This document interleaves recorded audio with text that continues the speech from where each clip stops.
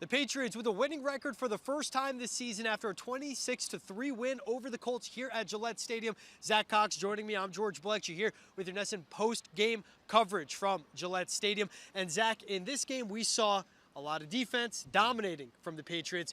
Great special teams play and still underwhelming offense. But you got to start with the good, and that's the Patriots defense once again doing what they need to do and really setting up the team for success. Yeah, you go into that game a couple of weeks ago against the Chicago Bears where you're saying, all right, this is not a very good offense. This is a game the Patriots should dominate defensively, and they weren't. Obviously, they were not able to do that. They had one of their worst performances of the season against Justin Fields and the Bears. Today, similar setup going in against a team that's really struggled offensively this season, but a very different outcome for the Patriots. They really did dominate Sam Ehlinger and this Colts offense really throughout this game. They sacked Ehlinger 9 times. They held the Colts to 0 for 14 on third down in this game. They didn't have a first down that was not via penalty until late in the first half. This was really just as one-sided of a defensive performance as we've seen from the Patriots in a good while, even more so, I would say, than the shutout that they had against the Detroit Lions here back in Week 5. Second consecutive impressive performance by the Patriots, who also were very good against the Jets next week. Still kind of hard to say exactly what this team's ceiling is defensively because they've played some pretty weak offenses. They're going to play another weak offense coming out of that bye when they host the Jets again in that game.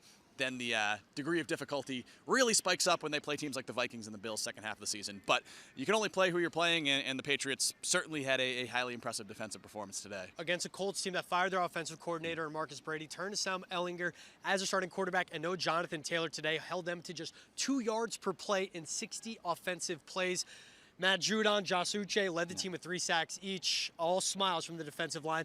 But that takes us to the offense. Once again, 1 offensive touchdown, and that was set up on the 2-yard line by a blocked punt from Jonathan Jones. What do you take away from this offense? Going against a good Colts defense, a dominant defensive front, and no Marcus Cannon or David Andrews up front. But what do you take away from this offense? Once again, second straight full start from Mac Jones. Yeah, both of these games have played out pretty similarly. The Patriots have only managed 1 offensive touchdown in each of these last 2 games, each of Mac Jones' first 2 full games since he's come back from that high ankle sprain.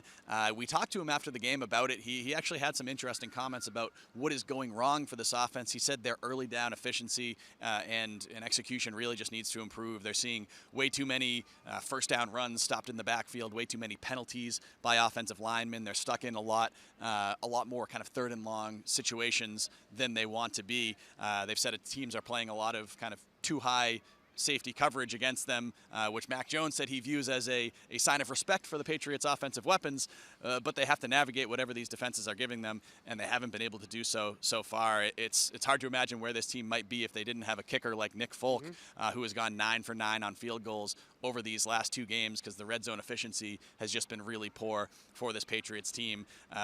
They're going to have to get healthy first and foremost, especially on that offensive line. I think getting David Andrews back in that center spot, hopefully for their sake after that bye, I think that should solidify things. But a lot of questions still at right tackle. Marcus Cannon's going to miss at least the next 3 games. I thought Yodny Kajust had some good moments in the run game today, but struggled as a pass blocker. You saw Isaiah Wynn replace Cole Strange for the 2nd straight game, and he had some real issues against DeForest Buckner inside. So those are 2 key spots on that offensive line that are really kind of in flux and in turmoil. And if this Patriots offensive line doesn't kind of shore itself up and eliminate some of the mistakes we've seen these last 2 weeks, it's hard to imagine Mac Jones elevating his game back to the level we saw last year. As a credit I gave to the Patriots defense, Patriots averaged just 3.3 yards per play on offense. Mac Jones, 20 for 30, 147 passing yards, 1 touchdown. I want to end with this. Post-game, Bill Belichick was happy with the offense not having a turnover through the air. There was a lost fumble,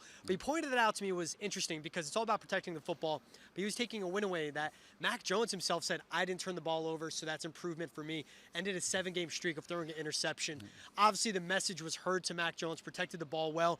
Is that kind of a sign of what has been preached to the offense and also where they're at right now? I think it has to be, and yeah, it's a pretty low bar to clear to say, hey, good on us. We didn't throw an interception in this game, even though we lost a fumble and probably should have lost another fumble because Kendrick Bourne put the ball on the ground. It really needed a nice hustle play by J.J. Taylor to scoop that one up. But it was a positive step in the right direction for Mac Jones because, as you mentioned, including that playoff game, he had gone 7 consecutive games with an interception. Did not have one today. I'll have to go back and watch the tape a little more closely, but I don't remember any real kind of put the ball in harm's way type plays from him. Maybe there were 1 or 2 that he would like to clean up, but this offense kind of needs to take its wins where it can get it at this point. And since that was probably the biggest problem for Mac Jones going to this game was putting the ball in harm's way and having those interceptions, to limit them in this game, it's a positive step. That is certainly the case. For the Patriots, give credit, Colts' worst offense in the league according to DVOA, 6th best run defense to DVOA. Another tough test will be Quinnen Williams and the Jets here. I know you'll be here for that, but again, come out of the bye. Jets will be out of the bye. It's another tough test for the Patriots opening game. Yeah, I mean, the Patriots are 5-4, and they're still in last place in the AFC East because the Jets upset the Buffalo Bills today. The Miami Dolphins won today. You've got every team in this division that has either 6 or 5 wins. So really sets up for a very exciting back half of the season because the Patriots, they get the Jets coming out of that bye. They get 2 games against the Bills, and then they get the Miami Dolphins here down in Week 18. So a lot of AFC East action second half of the season, and it's shaping up to be a very competitive stretch run there for sure. And for the Patriots, they'll take this into the bye week, a 26-3 win over the Indianapolis Colts. Before then, be hosting the Jets before we know it. For Zack Cox and George Balekji, that's all from Gillette Stadium.